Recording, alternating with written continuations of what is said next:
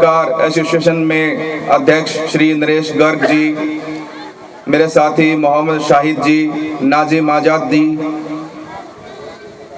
मंचासीन सभी गणमान्य व्यक्ति, पहली सफ में पहली कतार में बैठे इस गांव के सभी मौजूद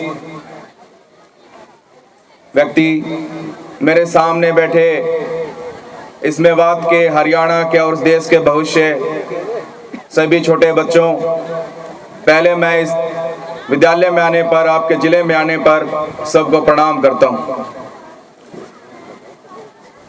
मैं एक बार छोटे बच्चों से निवेदन करूँगा, 5 मिनट के लिए बस आप 5 मिनट के लिए आराम से बैठिए, उसके बाद इस कार्यक्रम का भी समापन हो जाएगा।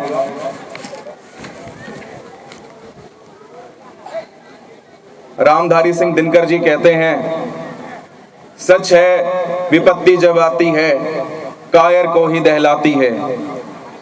सच है विपत्ति जब आती है कायर को ही दहलाती है। सूरमा नहीं विचलित होते, क्षण एक नहीं धीरज खोते। सूरमा नहीं विचलित होते, क्षण एक नहीं धीरज खोते। विघ्नों को गले लगाते हैं, कांटों में राह बनाते हैं।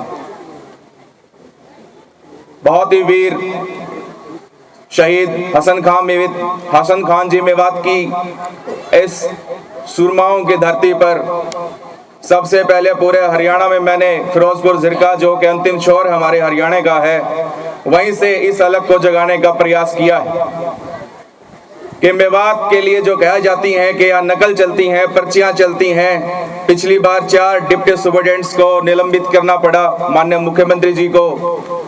मैं आपसे निवेदन भी करता हूं और आपसे कुछ बातें भी साझा करना चाहता हूं। नकल मारने से, पर्चियां करने से आप अपने किरदार को नीचे झुकाते हैं। आप में आत्मविश्वास तभी बनता है जब आपने अपने दम से, अपनी मेहनत से कोई भी परीक्षा हो, चाहे वो स्कूल की है, चाहे जीवन की परीक्षा हो, कुछ जो भी करते हैं अपनी मेहनत के दम से जिसको पास करते हैं। अब की बार सरकार जो है बहुत सख्त रवैये में है। पिछली बार भी बहुत से अधिकारियों को जो है चार्जशीट झेलनी पड़ी, निलंबन झेलना पड़ा। जैसे कि उमर पाटला जी ने कहा, नकल के लिए सिर्फ बच्चे और विद्यार्थी जिम्मेवार नहीं है, नकल के लिए पूरा वातावरण जिम्मेवार है। हमें ये भी समझना पड़ेगा कि जो पर्चियां लेके जाते हैं उनको भी कि वो परीक्षा केंद्र पे ना पहुंचे, वातावरण तो खराब होता ही है, उनके लिए भी खतरा है क्योंकि पुलिस भी अब बड़ी सख्त रवैये में है। और जो बच्चे को एक बार 8वीं में, 10वीं में, 12वीं में ही अगर नकल मारने की आदत हो गई, उसके बाद जीवन में हमेशा चाहेगा कि मेहनत के दम पे नहीं बल्कि किसी न किसी शॉर्टकट के जरिए वो कोई भी जीवन का पड़ाव हो पार करे। लेकिन आप देखेंगे कि मान लो आपने 10वीं 12वीं किस तरह से निकाल भी ली, उसके बाद आज के दिन सरकार में कोई भी रोजगार आप लेने जाते हैं तो वो आपके मेरिट के आधार पर मिलता है, आपकी अंक तालिका में, मार्कशीट में लिखे हुए अंकों के आधार पर नहीं मिलता है। आपने कोई भी सरकारी नौकरी बननी है, अगर आपको अधिकारी बनना है, नकल मार के क्या ही बन जाओगे, नकल मारने से क्या कर पाओगे। अगर आपको बड़ा अधिकारी बनना है, बड़ा पॉलिटिशियन बनना है, बड़ा अधिवक्ता बनना है, जज बनना है, पत्रकार बनना है, शिक्षक बनना है, तो आप अपने खुद के दम पे ही, अपनी मेहनत के दम पर ही बन पाओगे। मैं मेरे सामने बैठे सभी विद्यार्थियों से निवेदन करूंगा कि वो पढ़ अपने अंदर लें, वो वादा खुद से करें, वो वादा अपनी माँ से करें, अपने पिता से करें कि मैं जीवन में ना सिर्फ इम्तिहान में, बाकी जीवन में किसी भी पड़ाव में मैं कभी किसी तरह की चीटिंग नहीं करूंगा, किसी भी तरह की धोखे की जो प्रथा है उसका प्रयोग नहीं करूंगा। जीवन में आगे बढ़ना है, ऊंचाइयों को छूना है, तो उसका कोई शॉर्टकट नहीं, उसका सिर्फ एक ही रास्ता है, वो है आपका मेहनत, मेहनत और मेहनत। उसके लिए अपना लक्ष्य निर्धारित कीजिए कि मुझे भविष्य में ये बनना है। उस लक्ष्य के लिए अपने सपने देखिए, अपने सपनों के प्रति वफादार रहिए और मेहनत करिए। एक दिन आप लगातार मेहनत करते रहोगे तो अपने सपनों को साकार करने में, अपनी मंजिल पर पहुंचने में जरूर सफल हो जाओगे। अन्यथा दिन में सपने देखते रहो, सफलता नकल करने से कभी आपको हासिल नहीं होती।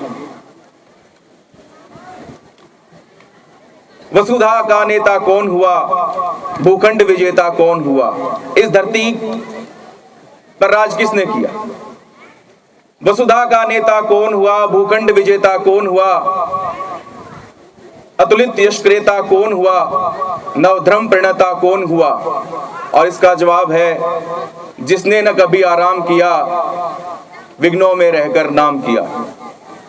यही मैं बच्चों से उम्मीद करता हूं, अब की बार मेवात में इस तरह का इतिहास लिखेंगे कि पूरे मेवात में अब की बार अनुचित साधन का कोई भी केस ना पकड़ा जाए। और मैं चाहता हूं कि पूरे हरियाणा में मेवात सबसे आगे शिक्षा में बढ़े। मेवात को आज के दिन पिछड़े जिले के तौर पे जाना जाता है। धीरे धीरे यहाँ कंपनी आएंगी, निवेश होगा, रोजगार बढ़ेंगे। आप शिक्षा अर्जित कीजिए, तालीम अर्जित कीजिए, हुनरमंद बनिए। अगर आपको गैरतमंद जिंदगी जीनी है, इज्जत के साथ जिंदगी जीनी है, तो सबसे पहले आपको हुनरमंद बनना पड़ेगा। हुनरमंदी के साथ ही आप अपने जीवन में आगे बढ़ सकते हो। मैं उम्मीद करता हूं कि मेवात का नाम अब की बार अखबारों में अग्रणी जिलों में शामिल हो, ना कि पिछड़े जिलों में। अब की बार नकल और ना ही किसी अधिकारी को निलंबन झेलना पड़े।